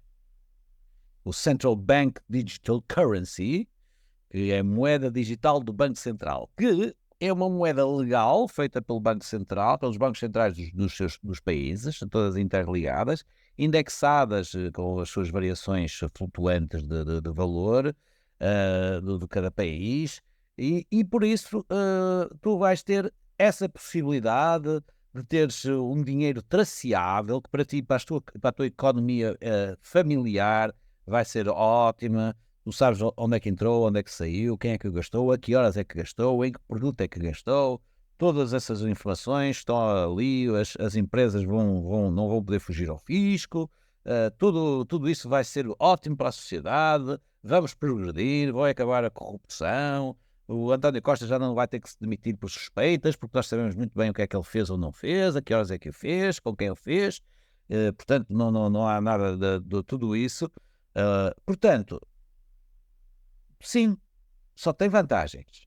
Que depois não vais perder carteira com o teu dinheiro, ninguém te vai roubar, não vais andar na rua, assim, mas eu aqui no livro digo com alguma piada, acabará não com o negócio de pedofilia, a questão é que, mas o negócio muito legal ou ilegal da prostituição. Digamos, no dia em que tu conseguires encontrar uma maneira legal de pagar uma situação íntima, eu não recorri à prostituição, não sei, digamos, os valores, se queres, estamos aqui a falar, mas numa situação em que tu possas, então, justificar como um tratamento de saúde, tratamento de beleza, uma ida a um encontro sexual que não, de uma pessoa que vende sexo, ou eu já nem digo, vais com a tua amante a um restaurante e a tua mulher vai saber onde é que hoje em dia já se vê com o cartão de crédito e tudo isso. Há pessoas que até podem ter bons contactos nos bancos e saber o que é que o marido anda a fazer se tiver um bom contacto no banco. O marido acabou. E aí o marido sabe que as coisas podem acontecer e paga com dinheiro. Portanto, faz um levantamento de dinheiro, coisa assim. Alguém me dizia há uns tempos que não se devia levantar dinheiro nas caixas de multibanco do Casino de Lisboa, porque ficavas referenciado como um jogador inveterado, um jogador viciado. Se fosses, imagina alguém que trabalha ali perto do casino, vai a essa caixa e tu você está a gastar dinheiro no casino. Portanto, tudo aquilo que seja mais ou menos, já está aí, vamos às cidades 15 minutos e vamos tudo isto que nós estamos a falar. O dinheiro digital é apenas e somente mais uma maneira de o fim do dinheiro digital, do fim do dinheiro físico, será mais uma barreira, um muro para a grande prisão em que tu estás dentro. Cidade de 15 minutos, onde tu gastas só com os créditos, em que podes, com a pegada de carbono, e a tal ida ao supermercado, onde o dinheiro digital não te vai permitir gastares acima daquilo que a pegada de carbono te vai permitir, na tua cidade de 15 minutos.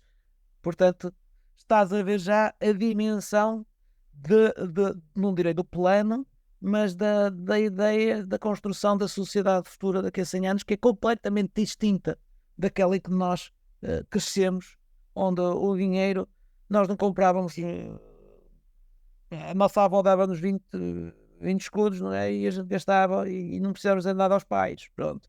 Isto fazia parte de uma beleza, de um crescimento, que depois, agora vai ter que ser reinventado, ok?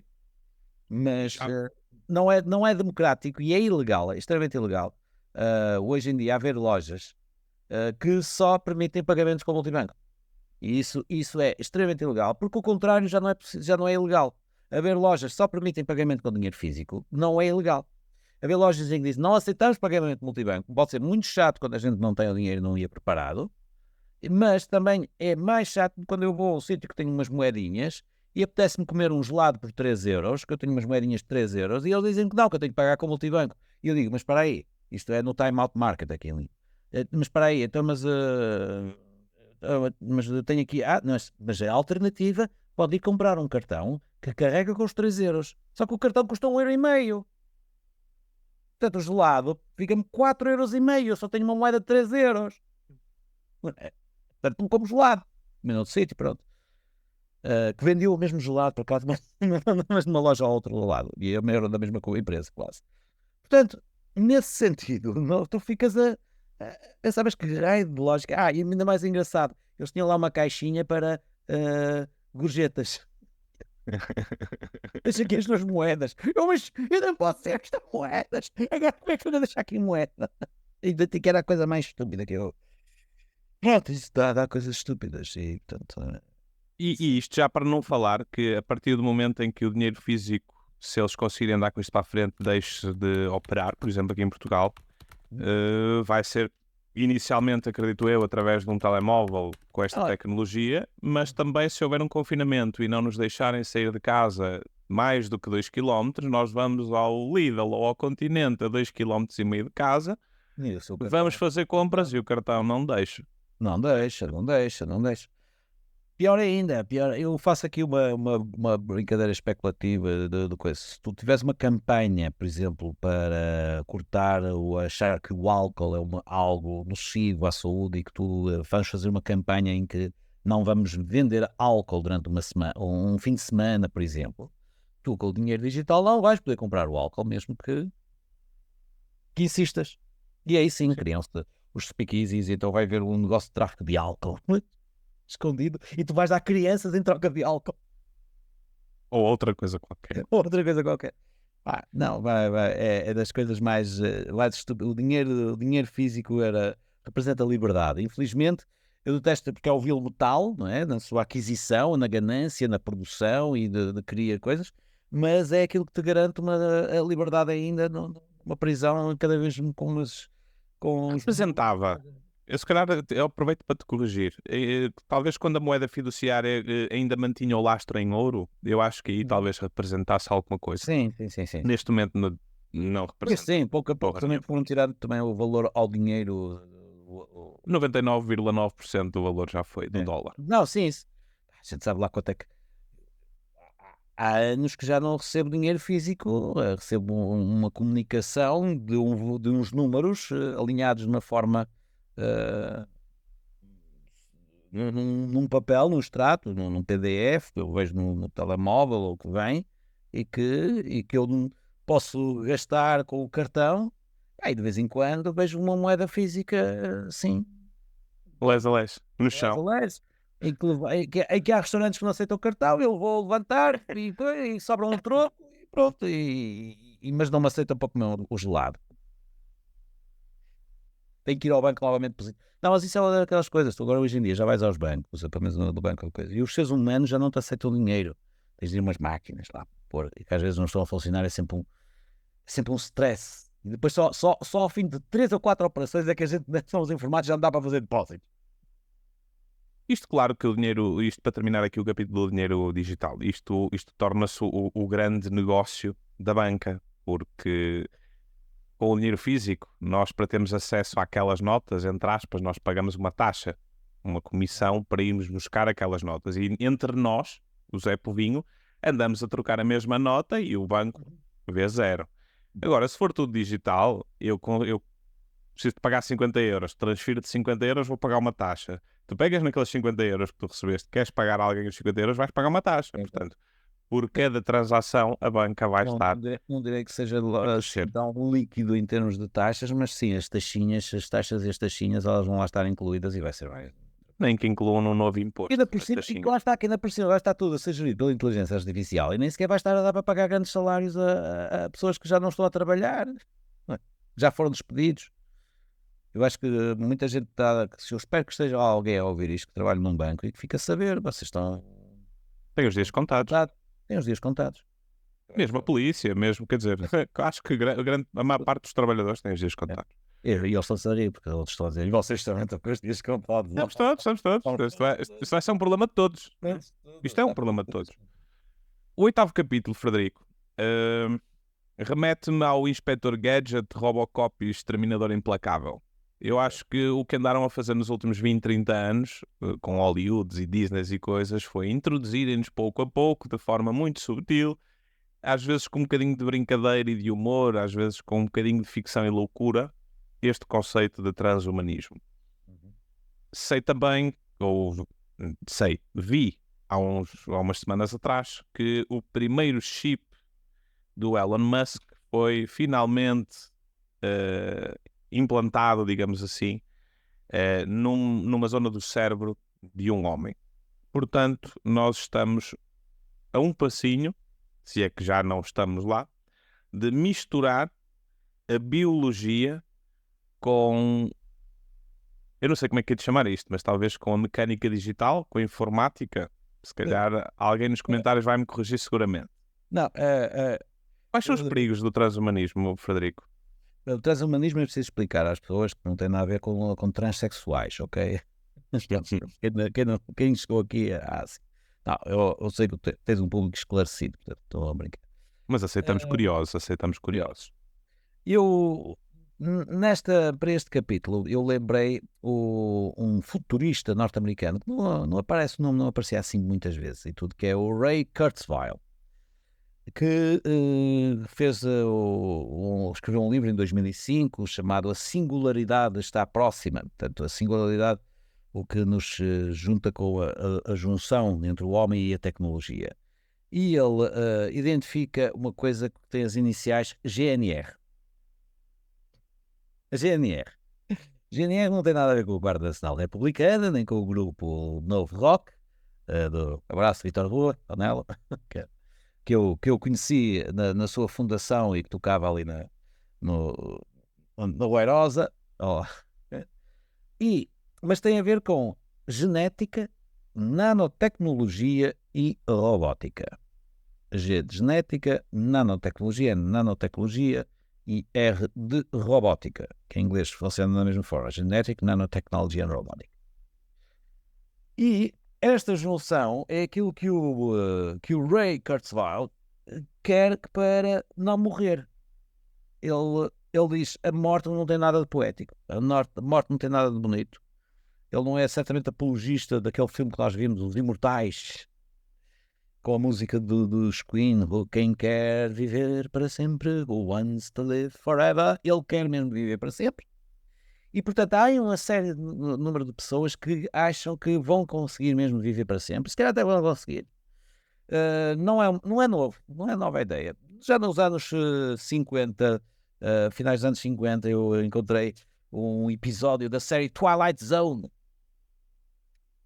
E então, nessa série da Twilight Zone, era um homem que e um senhor de idade que vai a uma loja onde pode escolher o corpo. Ou há um corpo e pode então, através do seu cérebro, ser transplantado para aquele corpo.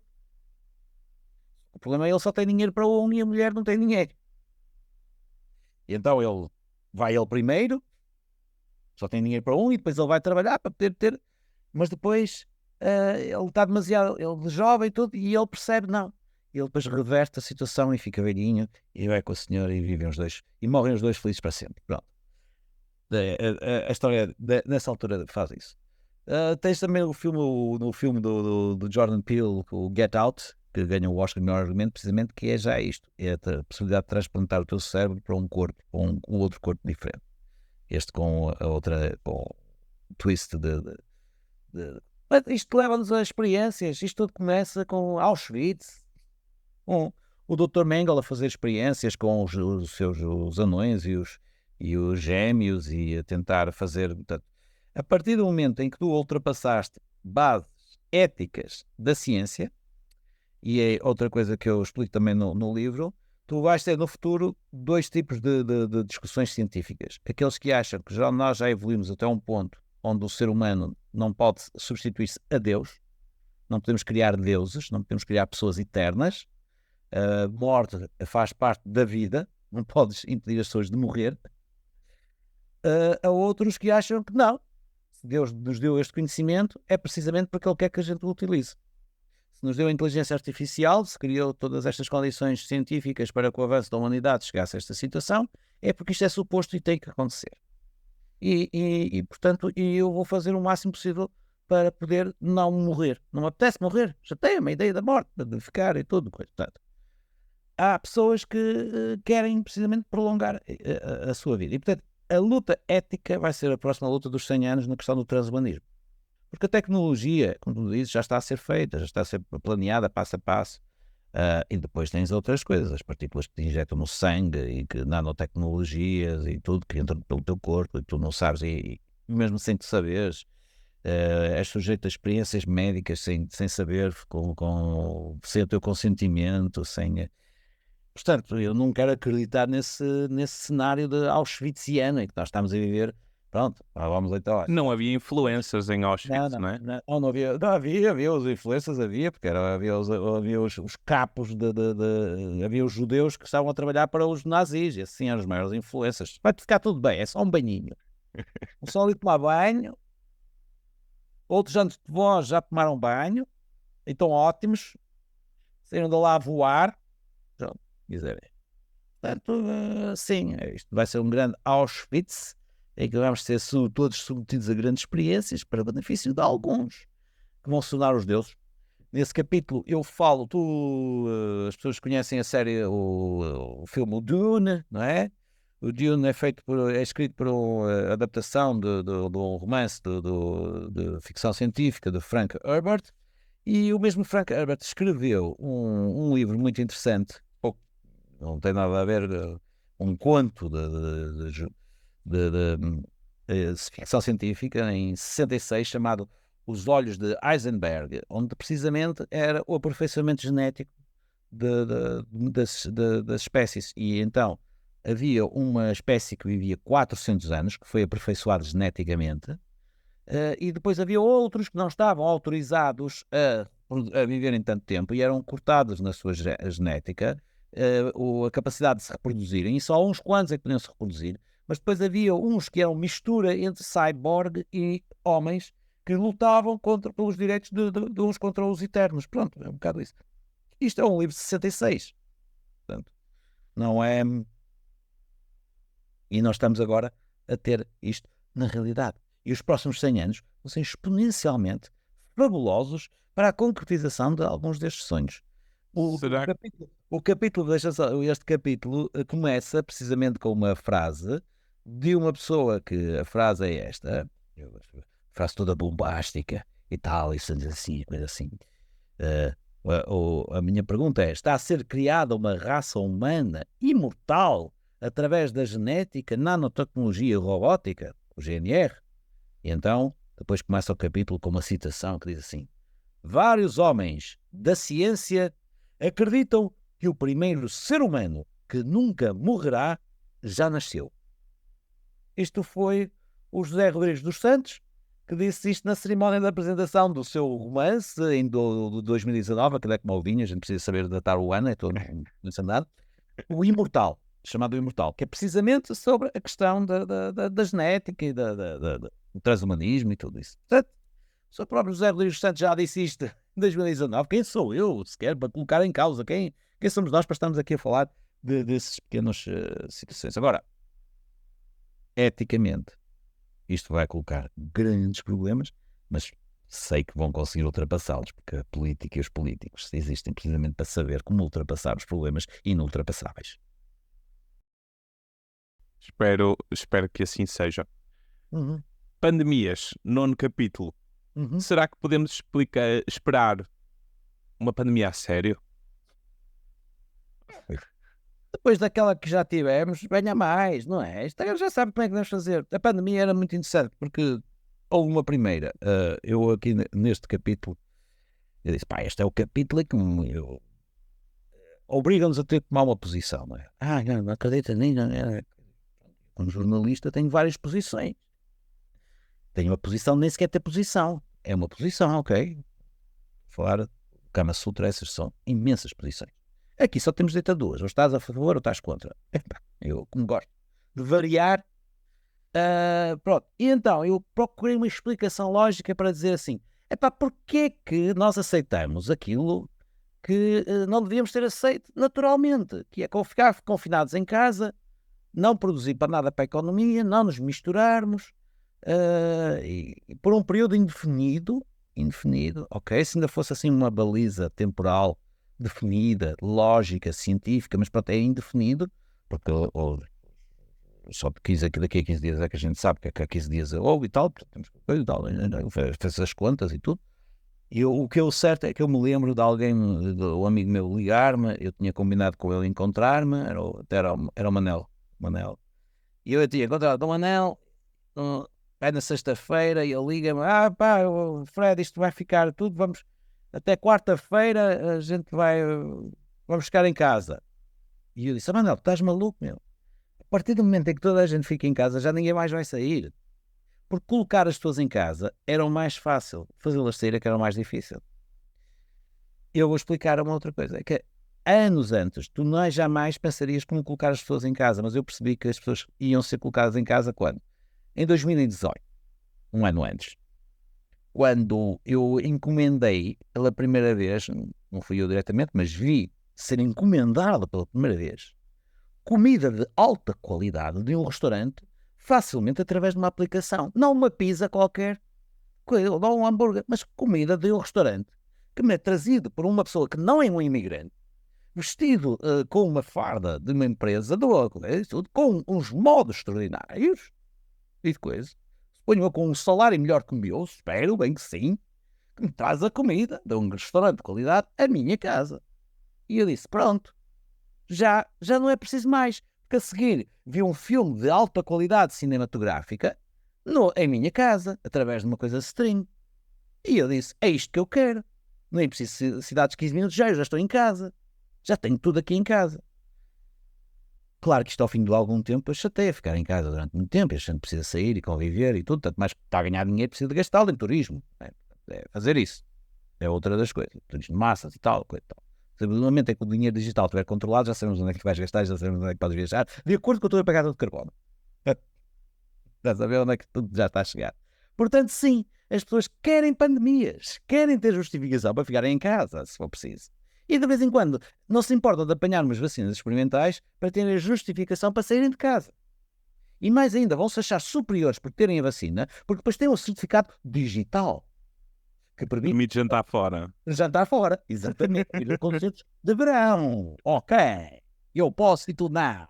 Porque eu sou mais inteligente, mais esperto, mais melhor e mais sociável. E a sociedade defende-me. Não. Diz-me uma coisa. Se realmente isto fosse uma pandemia e nós estivéssemos a lidar com mortes súbitas na rua, no passeio, numa fila de espera, será que tu precisarias que na televisão, a polícia ou até influencers do Instagram e do TikTok te aconselhassem a ficar em casa ou seria uma opção, uma das primeiras opções que tu terias com a maior das facilidades? Eu acredito que seria a opção que eu teria das maiores facilidades. Eu não precisava, aliás, esse foi o meu, como eu te disse na emissão passada, eu sei como é que funciona a fábrica de salsichas. E se os jornalistas dizem uma coisa, é porque alguém lhes pediu para eles dizerem, ou pelo menos autorizou que eles dissessem aquilo. Pudessem dizer. Mas E quando insistem numa mensagem, é porque essa mensagem deve ser insistida.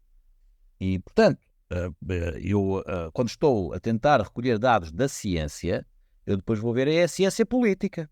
E quando vejo a ciência política muito decidida, com uma certa posição balizada na ciência, que eles dizem, e que eu ainda estou a recolher dados dessa ciência, ou que há outras pessoas que dizem que estão a ser silenciados com dados contrários, eu aí digo, não, isto é tudo uma decisão política já tomada, e que os jornalistas estão a fazer a comunicação, porque também os jornalistas depois vão receber as suas benesses de formas de publicidade do Estado ou indiretas de empresas que trabalham também com o Estado e que depois fazem publicidade.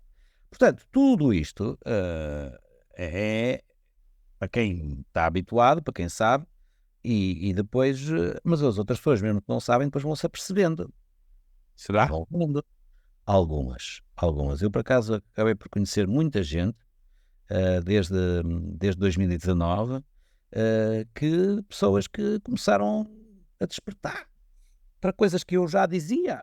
Mas a despertar para o esquema, para o jogo e para o lobby neste caso farmacêutico, ou a despertar para uma visão digamos, mais vista de cima, não é? Quer dizer, porque é fácil detectar quando há um político que é mentiroso ou é corrupto. O difícil é perceber quem está por trás a planear aquilo tudo há décadas.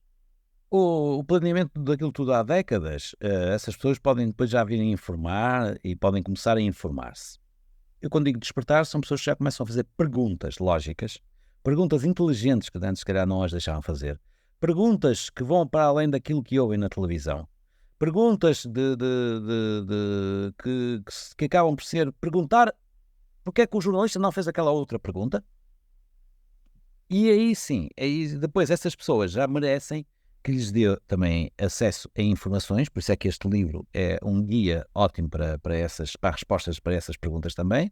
E, portanto, esse despertar de consciências, de ir mais além do que o mero consumo bovino daquilo que a televisão lhes dá, aí sim, essas pessoas já começam a ser pessoas interessantes com quem nós podemos falar. Muitas delas às vezes podem ser dadas a algum exagero, atenção, mas não menos do que aquele que aparece também na comunicação social em geral. Mas aí é preciso também que elas próprias façam a sua autoavaliação e que pensem também pela sua própria cabeça, que às vezes é um bocado perigoso. Podem não estar preparadas e depois precisam de ansiolíticos. Faltam 2 capítulos. Okay. E tenho uma pergunta muito específica para o último capítulo, mas então este penúltimo é a Terceira Guerra Mundial. Tenho bem presente há vários anos que esta Terceira Guerra Mundial já começou. Acredito que não seja... Livro? Não li o livro. Não. Desculpa lá, como tu estás a fazer essa introdução. Deixa-me só ler. Mereces porque não, esta tem piada, João. Espera aí, que lá está. Estava a dizer, a minha Terceira Guerra Mundial já começou, então vou dizer assim, a Terceira Guerra Mundial, diz, a NATO vai envolver-se num conflito nuclear, é a pergunta, e então o capítulo começa assim, a Terceira Guerra Mundial, se quisermos ser pragmáticos, já começou. Pronto, então agora... Em boa verdade, eu acredito que esta guerra é uma guerra de informação. É talvez o que existe de mais valor neste momento para as grandes corporações. Será a data. Aquilo que nós ouvimos falar nos filmes como a data files. Nós estamos numa guerra de informação onde fica difícil trazer à tona inúmeros temas, fica difícil ter acesso à verdade e parece que só existe um caminho, que é o caminho que nos é apresentado pelas mais diversas tecnologias e meios de comunicação. Nostradamus já dizia que a Terceira Guerra Mundial iria começar com a morte de 2 gêmeas, né? Será que já começou?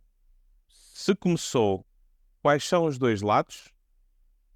E se estamos em guerra, será que vai haver um vencedor? Agora, quando falaste da morte das gêmeas, eu só me lembrava das gêmeas que estão a ser agora provocaram o tumulto em Portugal, mas não é esse. Não é esse. Não são essas. ele poderia falar da forma, nós tardamos a falar da forma feminística, metafórica, tudo isso. Vamos lá ver. A Terceira Guerra Mundial, que existe na nossa mente, como tu dizes, a data, o controle, o ser humano não conseguir chegar ao coração do outro ser humano, o mundo ser já um mundo unido e, no entanto, estamos a ter de ser cada vez mais desunidos. Eu, quando digo aqui que a Terceira Guerra Mundial já começou, foi porque o próprio secretário-geral da NATO, então ainda Jens Stoltenberg, dizia que a guerra começou quando a Rússia invadiu a Crimeia em 2014. Okay? E que a NATO tem estado a ajudar a Ucrânia. E que depois eu faço todo um historial do que tem sido a NATO. E vou então ainda ao tempo de Dom João I, o mestre Davis, que quando casou com a Filipa de Lencastre, para fazer a aliança entre Portugal e Inglaterra, na realidade criou a NATO. Se Espanha invadisse Portugal, Inglaterra vinha ajudar Portugal.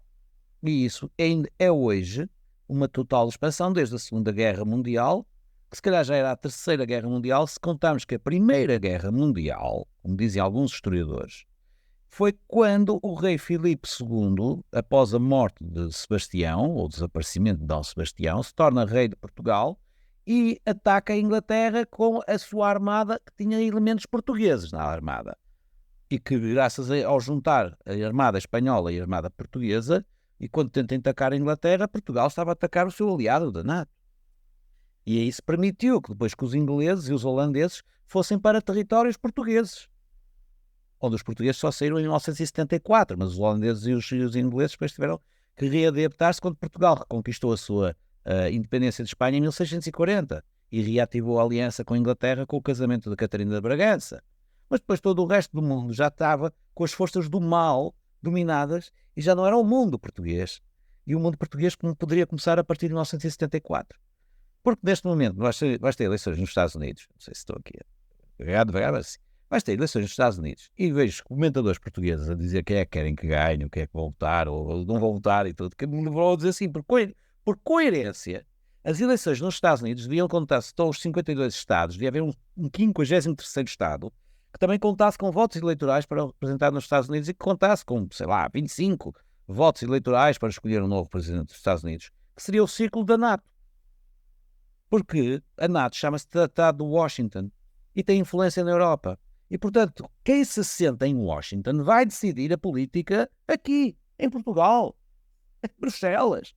Vai decidir se nós devemos ou não atacar a Rússia, que é o nosso vizinho físico. Portanto, porque é que nós não podemos ter uma Europa unida de Lisboa a Vladivostok, mas temos uma Europa unida de Washington a Kiev, por exemplo. Portanto, é preciso ver o que é que nós estamos aqui a construir, e por isso é que este foi o último capítulo, porque é a soma filosófica daquilo que nós estamos a fazer e também o capítulo da esperança. E aí, olha, é Portugal a esperança. É um mundo português. É criarmos aqui a última bolsa de resistência para o mundo. Vai ser aqui dentro desta... Não é da minha cabeça, é da cabeça de toda a gente, de cada um que esteja informado e que seja uma pessoa também formada na cultura portuguesa.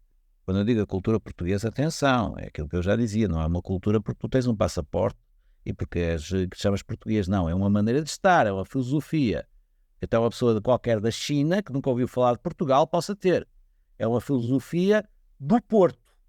Não da cidade do Porto, mas a cidade do Porto exemplifica isso, que é a única cidade no mundo que se chama apenas e somente Porto, deu origem a um país chamado Portugal, que deu novos mundos ao mundo e que uniu o mundo, e que agora regressou à fronteira em 1974 e que está agora a ver a incompetência das pessoas que se aproveitaram do mundo que os portugueses lhes deram. Portanto, nós temos uma responsabilidade moral como portugueses, não de cuidar do mundo em si, dominá-lo, como hoje está a ser dito, mas se calhar aquilo que foi o Luís de Camões que dizia, para que ser rei do mundo quando se pode ser rei de Portugal? E é esta filosofia de cidadão do mundo em que o planeta Terra é um pequenino porto para as estrelas. Portanto, se querem fazer guerras, se querem fazer uma terceira guerra mundial, a terceira guerra mundial se já começou, vai acabar rapidamente quando destruírem o planeta com as armas nucleares. Pronto, acabou. Esse vai acabar a guerra mundial. Tu tocaste num assunto que eu queria muito trazer. Posso trazer? Podes. Que é, de facto, isso das bombas nucleares. Foram poucas as imagens que eu vi, mas eu foquei-me num vídeo que eu acho que é muito conhecido por muita gente, que já viu filmagens de bombas a explodir, onde vemos realmente uma destruição massiva completamente de toda aquela onda causada pela bomba. Portanto, casas a virarem quase pacotinhos de fósforos, mas a câmara ou as câmaras permanecem intactas, imóveis. Estavam muito bem protegidas. Estavam muito bem presas, não é? Bem presas dentro de caixas de chumbo, portanto, não, porque é que tu estás, porque é que fazes as perguntas? Temos é que ter cuidado com a guerra mundial, com a guerra uma nuclear. atómica controlada, é uma coisa, exato. Vai a Hiroshima e vês as coisas. Não é isso. Mas a filosofia da uso da arma nuclear é aquilo, a Guerra Fria, ou a Guerra Perpétua, é aquilo que foi o George Orwell que falou precisamente disso. De antes as guerras eram mais democráticas. Arco e flecha, pistola, espingarda, metralhadora, toda a gente tinha uma. A partir do momento em que um país conseguiu uma arma nuclear, tornou-se necessário que outro país tivesse também a arma nuclear. E então levou à escala, depois, se tens uma eu quero duas, depois é como aos putos. Eu nunca estou contente. Depois chegou-se a um momento em que alguém disse, é preciso acabar com as armas nucleares. E o mais engraçado, quem disse foi o pior dos inimigos que tinham, que era o segundo que teve a arma nuclear, não é? Foi o primeiro. Primeiro eles podiam dizer assim, pronto, está bem, ok, já brincámos tudo, então agora vamos acabar. Não, foi o outro gajo assim, já perceberam? Devemos acabar. E o gajo que criou disse, não, eu quero continuar. O gajo que criou e quer continuar é dito como sendo o símbolo da liberdade à face da Terra. A União Soviética já acabou em 91. A Segunda Guerra Mundial acabou em 91, quando a Alemanha se reunificou. Não foi em 45. Foi em 91 que acabou a Segunda Guerra Mundial. Atenção. E a Terceira Guerra Mundial começou a ser preparada quando a NATO, uma organização que também já podia ter acabado, não, resolveu expandir para além da Alemanha. Vamos lá, a caminho da Rússia. Vamos picar o urso russo a ver se mexe. E o urso está a dormir. Não, pica-lhe mais. Vai acordar, vais ver que acorda. Olha ele acordar. Pronto. Eu não disse que ele ia acordar. Portanto, sim, estes são os gajos inteligentes que nos trouxeram até aqui. O mundo... O terminar desse capítulo e terminar então esta questão da Terceira Guerra Mundial é lembrar umas palavras de Ronald Reagan, olha ok, mas pronto. Embora como ator ele ainda dizia com alguma piada, em que ele vai às Nações Unidas no dia 21 de setembro de 1987 e a dada altura diz, nesta nossa obsessão com os antagonismos do momento, esquecemos-nos com frequência o quanto une todos os membros da humanidade. Atenção, há bocado estava a falar, o mundo podia ser unido, Portugal e tudo, e o pessoal está-se a rir. Agora ouçam o que é que disse aqui o líder do mundo livre. O que é que nos vai fazer unir? Não é a mentalidade portuguesa, que essa até é possível. Não, ele diz, talvez seja necessária uma ameaça externa e universal para reconhecermos esse vínculo comum. Por vezes penso na rapidez com que as nossas diferenças a nível mundial iriam desaparecer se estivéssemos a enfrentar uma ameaça alienígena de fora deste mundo. Se os extraterrestres nos vierem atacar, aí a NATO vai se juntar com a Rússia. Vamos todos ficar unidos contra eles. Mas lá está, esta lógica do inimigo. É sempre um inimigo, nunca é pela paz, nunca é pelo bem. É sempre contra algo. E se já não é contra toda a humanidade, agora já é contra algo que sejam os extraterrestres. Que alguns já estão entre nós, pronto. ok, mas isso. Falta um capítulo para isso. Exato. Falta. Frederico, tenho mais uma pergunta. O último capítulo, pelo menos o que eu vejo aqui, é o capítulo 11. Tu intitulaste de Protagonistas. Sim. E, obviamente, não vamos estar aqui a falar de nenhuma destas celebridades, mas eu vou dizer os nomes, obviamente. Ok. George Soros, Klaus Schwab, Bill Gates, Donald Trump, Vladimir Putin, Elon Musk e Peter Thiel. Tu tens aqui 71 páginas, se não estou em erro. 69 páginas dedicadas a estas 7 personalidades. Tenho uma pergunta para ti. Será que eles são todos amigos e estão apenas a jogar um jogo? Isso é no grupo Bilderberg, é onde eles jogam vão ao jogo. Nenhuma destas personalidades, eles conhecem-se, entre eles, obviamente que sim. Peter Thiel e o Elon Musk, por exemplo, estiveram juntos em negócios, criaram a PayPal, por exemplo. O Bill Gates, obviamente que é um filantropo, tal e qual como o George Soros. O Klaus Schwab, que é o que organiza os encontros de Davos, também conhece meio mundo. Vladimir Putin, não os conhece a todos, toda a gente o conhece, a ele, e o Donald Trump, idem aspas. Portanto, estes personagens, eles foram escolhidos porque os nomes deles pairam em todas, há sempre é possível construir uma conspiração. A Agenda 2030, que sai do Fórum de Davos, que entra depois pelas Nações Unidas, a Open Society do George Soros, que também é outras de preocupações para o futuro da humanidade, a Bill Gates e a Bill e Melinda Gates Foundation, por favor, já não é preciso dizer nada, e as ligações que têm com a Organização Mundial da Saúde e que nos querem salvar a nós, porque nós não somos capazes de nos salvar, ela que nos vai salvar.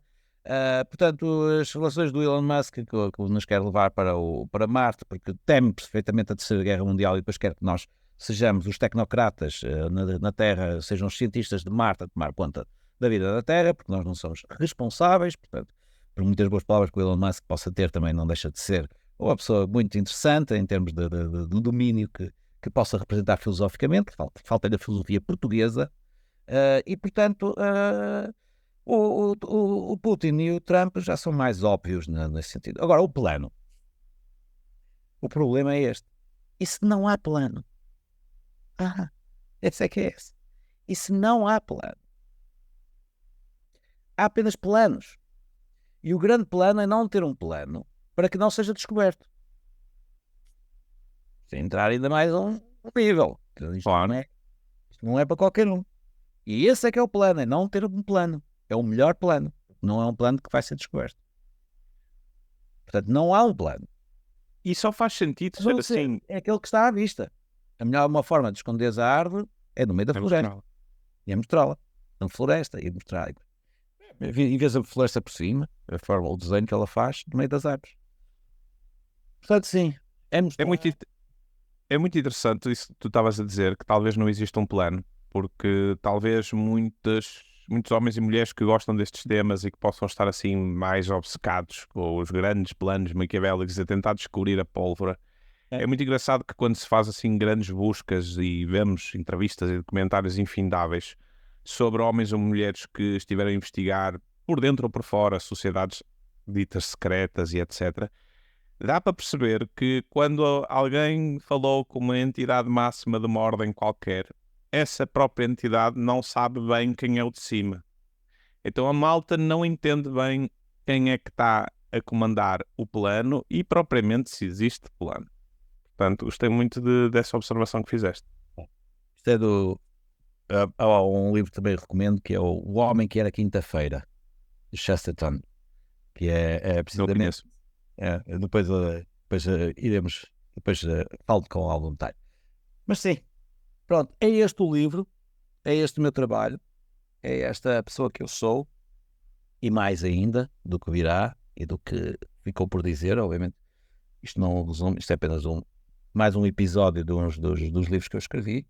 Este foi o primeiro livro que eu escrevi sobre factos que aconteceram, mas que estão a acontecer e que vou projetar para o futuro.